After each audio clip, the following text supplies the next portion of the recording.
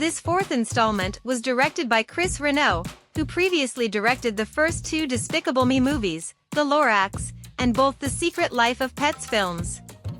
As part of the promotion for this fourth installment, they released a commercial that clearly pokes fun at the advances in artificial intelligence in recent years, showing various images with typical AI errors, only to reveal that it is actually the Minions making them.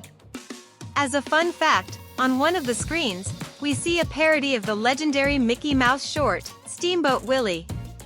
When Gru arrives back from grocery shopping, we see that among the items he brings is almond milk, which is interesting because in one of the promos for Despicable Me 3, it was revealed that Gru is probably lactose intolerant, making almond milk better for him. We also notice that Gru and Lucy haven't wasted any time, as they now have a new family member, Gru Jr. Even at a young age, he already shows the prominent nose he'll have in the future, just like his father. However, he inherited his red hair from his mother. As for Gru's daughters, well, for some reason, they never grow up. And about this, Chris Renaud recently said they've taken the same approach as The Simpsons, so the characters are like frozen in time and will never age. In this installment, we meet Maxine Lemily, introduced as an old rival of Gru who is seeking revenge, which is interesting considering that in English this character is voiced by Will Ferrell, who previously voiced Megamind, whose movie competed with Despicable Me in 2010, as both featured a villain protagonist who ultimately redeems himself. And in that typical animated movie cliché, both ended with a dance scene where even the antagonists of their respective stories were seen celebrating. For some reason, in the store, when Lucy and the girls are trying to escape from the woman chasing them, you can hear an imitation of the iconic Terminator soundtrack. In each Despicable Me movie, the logo on Margot's shirt is different. In the first, she wore one from The Lorax, a movie that would be released 2 years later. In the second, she had one from a Japanese series, and in the third, she wore one from The Grinch, which was released afterward, so some expected that in this fourth installment, Margot's shirt would have a nod to Mario, as the sequel to this character is among the studio's upcoming projects, but no, instead we got this human head outline that's unclear what it references. It's a nod to the Braindead logo, a clothing and creative equipment brand that collaborated with the Minions franchise to launch a collection of clothes and accessories. Additionally, Illumination also partnered with them to create some experimental shorts that you can find on YouTube, so it seems to be just a reference to that and not any future project.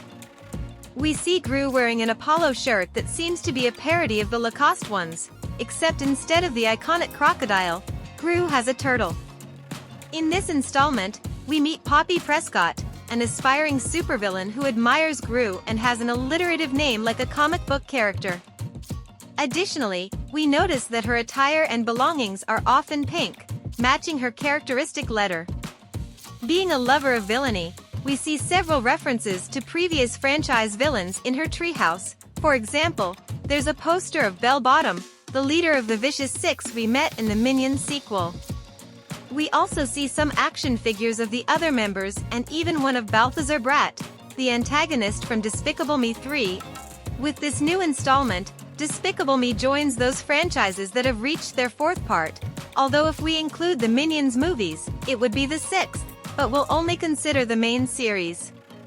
It's well known that fourth installments have often received bad reviews or disappointed some of the audience. However, considering that Despicable Me 3 was quite disappointing, this one might have the same effect as Shrek, that is, with its fourth installment, it could surpass the previous one's criticisms and not seem as bad in comparison. As we've seen throughout the movies, the Minions love bananas, and having an office job at the AVL doesn't stop them from showing their enthusiasm for this tropical fruit, as we see one Minion writing banana here, another painting what seems to be one, and many bananas stored in the files instead of paperwork. Another thing the Minions can't help is their romantic side. They are adorable. And here we see a Minion trying to kiss the photo on the screen, which is actually a screenshot from the second movie, where the Minions dress up to accompany Gru to the mall. Several of the powers the Mega Minions gain resemble certain superheroes. On one hand, we have Mel, who got the ability to shoot beams from his eye like Cyclops from the X-Men. There's also Tim, who can now stretch his body like Mr. Fantastic, Gus, with the classic power of flight like Superman, and Dave, who has super strength. Finally, Jerry has rocky skin that may remind us of the Thing from the Fantastic Four, besides having the ability to eat almost anything without any problem, like the metahuman matter-eater lad from DC Comics. In one scene, we see the elastic Minion trying to stop a train in true Spider-Man 2 style, though in this case, the train ends up being thrown in the other direction and the Minion quickly escapes. In a kind of parody of Marvel and DC's cinematic universes, Illumination released the trailer for their Megaverse, showing their plan for Mega Minions projects for the next 100 years, and in the video description, we see the phrase "the hierarchy of power in the Illumination universe is about to change." Of course, a jab at the phrase Dwayne Johnson kept repeating when he promoted this whole DC plan that in the end didn't work out, at least not as he expected. Because the hierarchy of power in the DC universe is about to change. But well, continuing with the Megaverse, if you go to their website, you can even read a small description of what each of those movies would be about.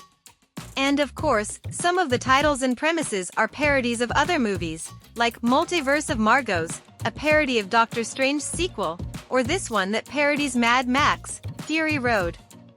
In 2015, when Pixar released Inside Out, Illumination released Minions, and while Pixar's movie received better reviews, it's undeniable that the Minions achieved greater box office success.